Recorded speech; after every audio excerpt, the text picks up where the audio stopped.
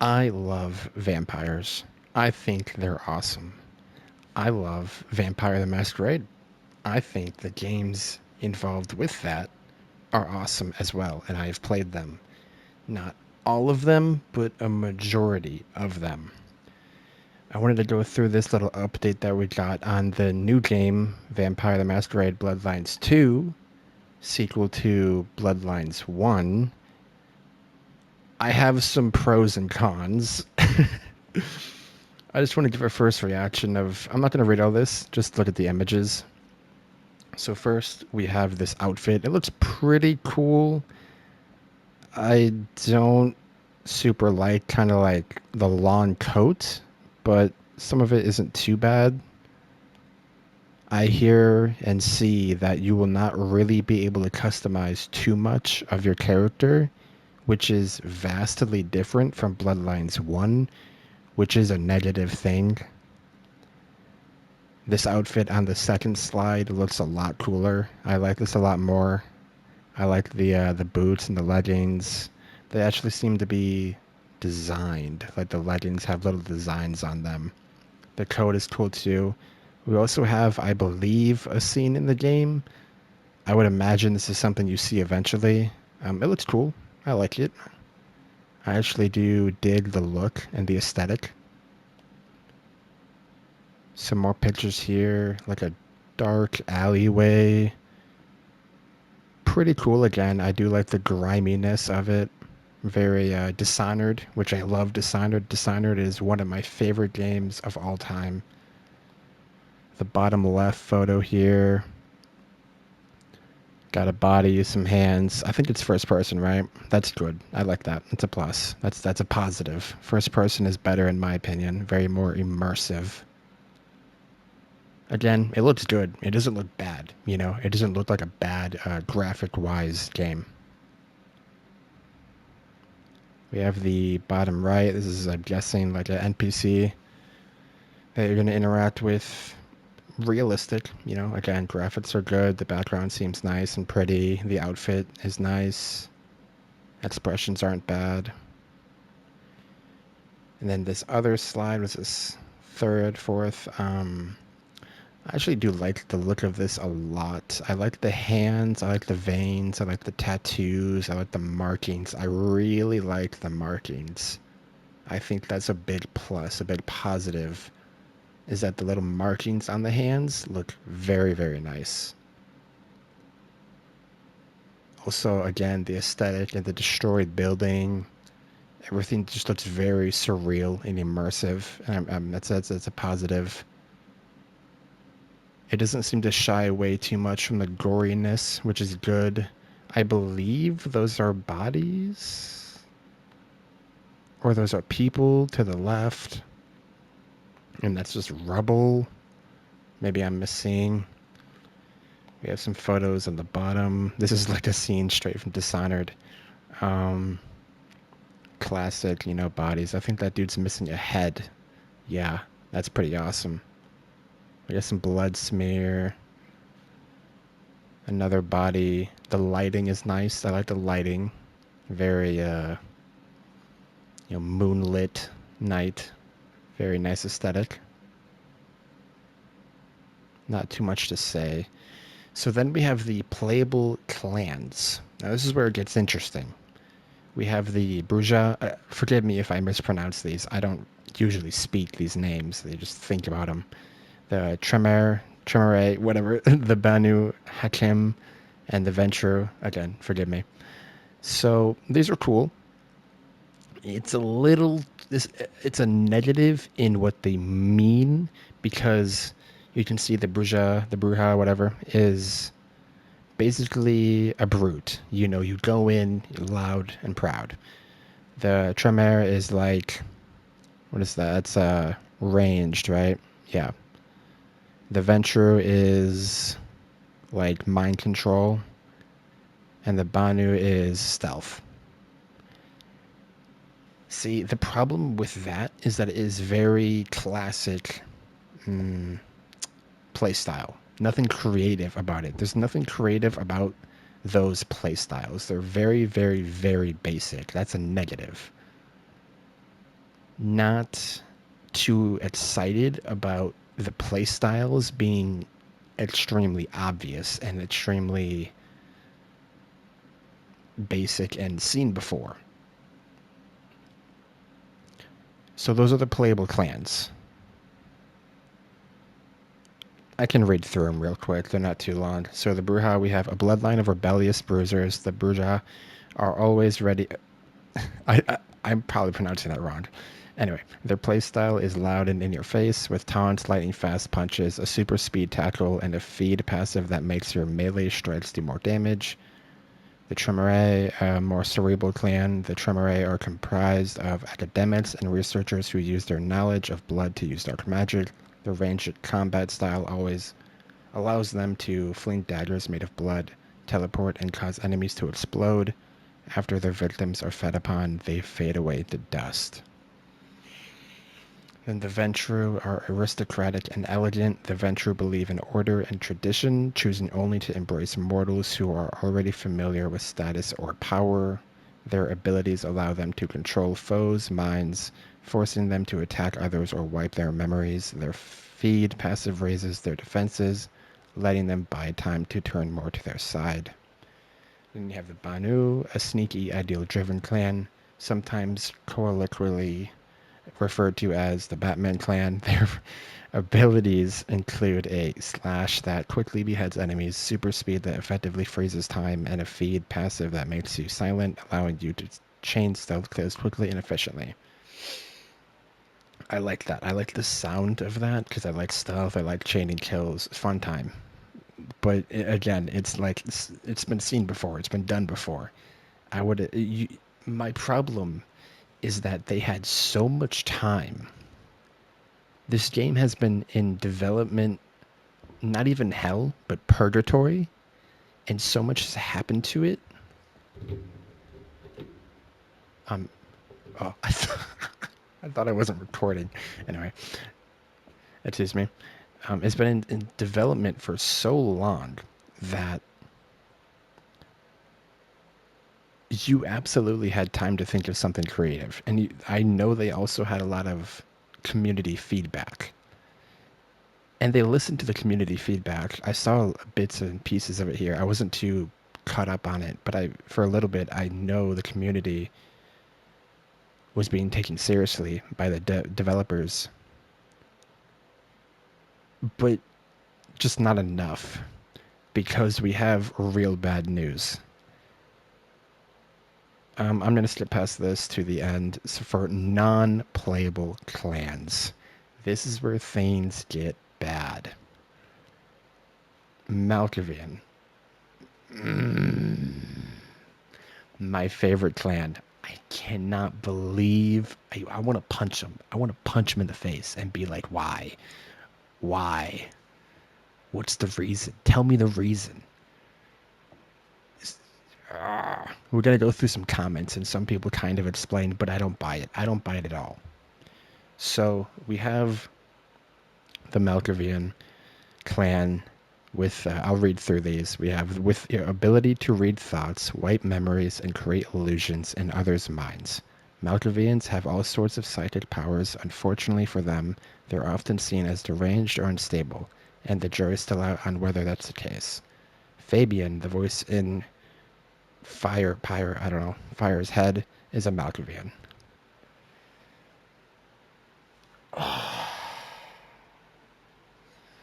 I'm so disappointed. I'm so disappointed that we cannot play as a Malkavian. I'm so genuinely to the bottom of my heart disappointed.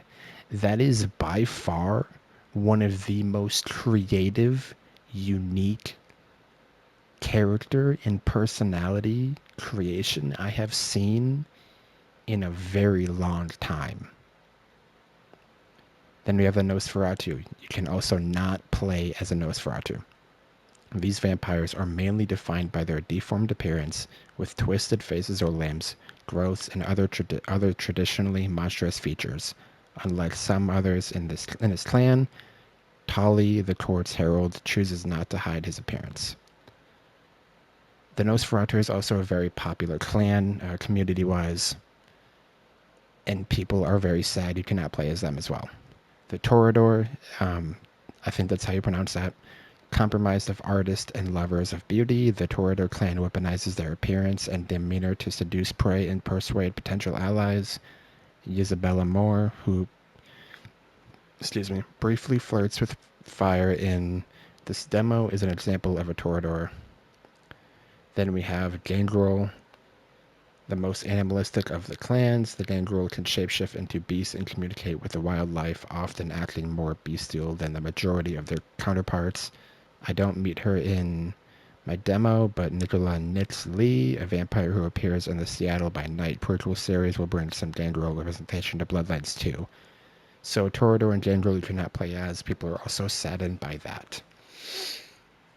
So this is terrible. This is a massive negative to the game. Very, very, very bad. You cannot give me a genuine reason why you cannot play as a Malkavian. A lot of people said that it would be too much time, or not even too much time, but it would like you'd have to change some dialogue and a lot of what's said with the main character, I guess. Welcome to an RPG, buddy. Welcome to a role-playing game. It's what you do. Oh my god, I'm so disappointed. But let's these photos, they look cool. I like the it looks like something important is going down in the top photo, and the bottom photo has a cool mark. I think we saw that on the other photo and an earlier slide. If we go back real quick before we go to the comments, it seems like we have some combat going on here. We have marks all over the arm. I think that's snapping. No. I think this person's hand is going through their chest, which is pretty cool. We have some conversation screenshots. We saw this guy before, an earlier slide. This slide right here with the snowy, like, I don't know, streets. Very cool. I like that. That looks very cool. That's a positive. The environment of this game is a big positive. It looks really cool. I like the little Christmas lights that are put up as well. Again, the character designs and graphics really cool. And we have the POV of what you're gonna be seeing a lot, I imagine, in this picture as well. Some XP, follow Fabian's scent, and got the hands out. Alright. So we're gonna go to the comment now. And there's a comment I wanted to read. See if I can find it. Some people are disappointed. Like, for example, the top comment is, let's make the non-playable clans the coolest ones. People will love that. Right. Like, the non-playable clans are literally the most popular. It's very, very disappointed. And then another person says, I love that there's a whole page of here's what you're not getting. Yeah, they're really just disappointed with that. And this person says, I will never forgive them for depriving us of the option to play as a Malkavian. Me too.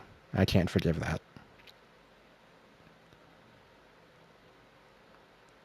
And still no release date. There's no known release date yet. I want to find this long comment. Seemed like a really... Okay, here we go. So we have this guy.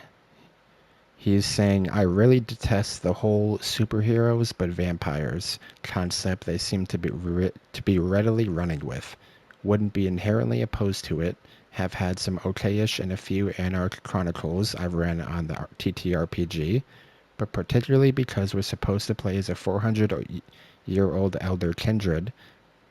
How is that supposed to work at all?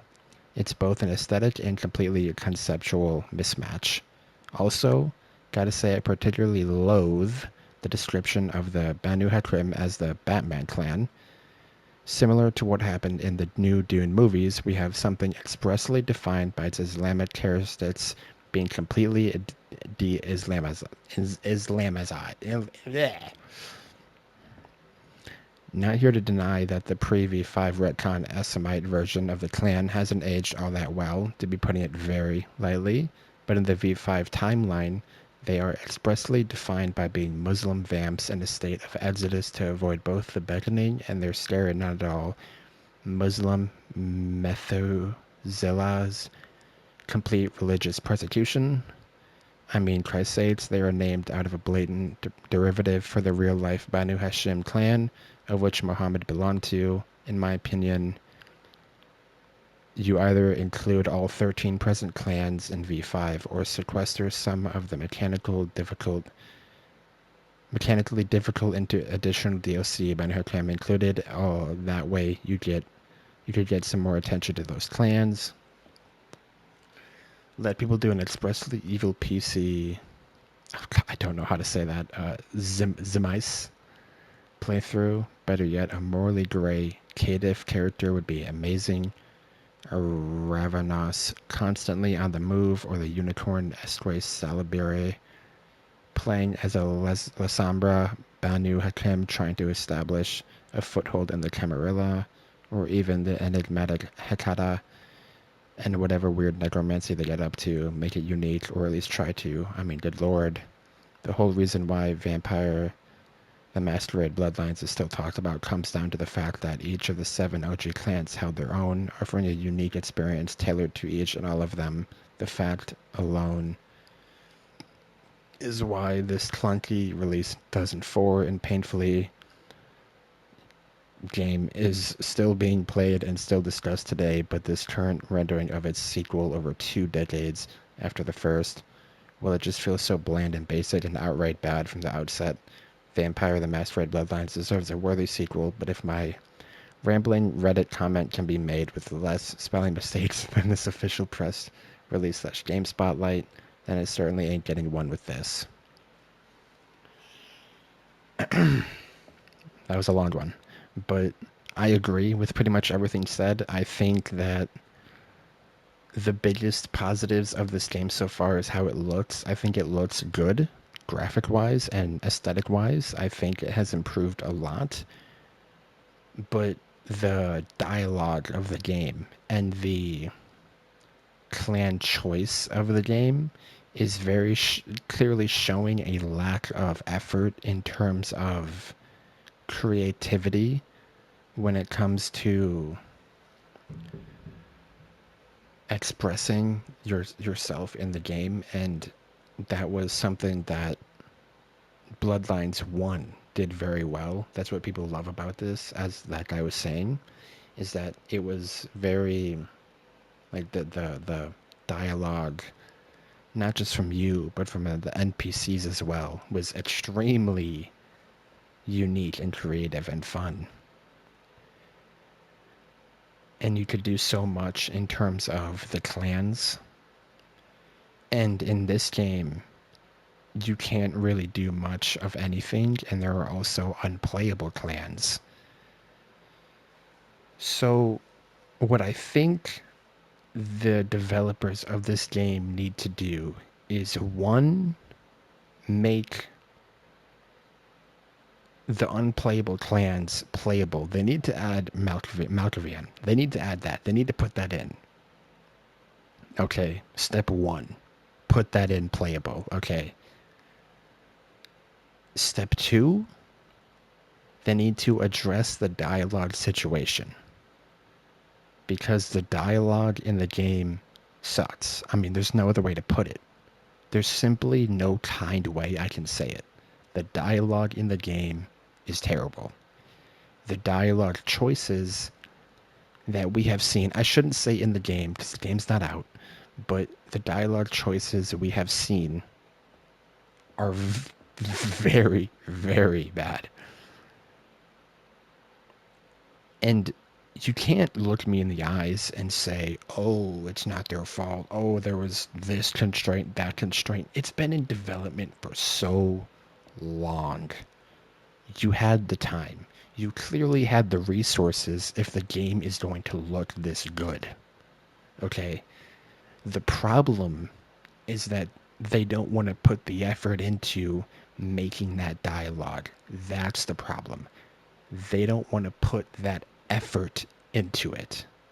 The reason Baldur's Gate 3 blew up so well is because, yes, it looked good, but mainly because the dialogue was so good. It was so unique, so expressive, so creative that you could replay it so many times for hundreds of hours. In this game, it's like Mass Effect. And not even 1 or 2, it's Mass Effect 3. It's the ending of Mass Effect 3 stuck on repeat. That is not what you want. That is bad. So, stick with the visuals. The visuals are good. But good lord, you need to make Malkavian playable. And then you need to add more creative dialogue. And that's all you need to do. And it will literally become a 5 out of 10 to an 8 out of 10. Maybe even 9 out of 10. If you fix the dialogue, it might be Game of the Year potential. I'm not even kidding.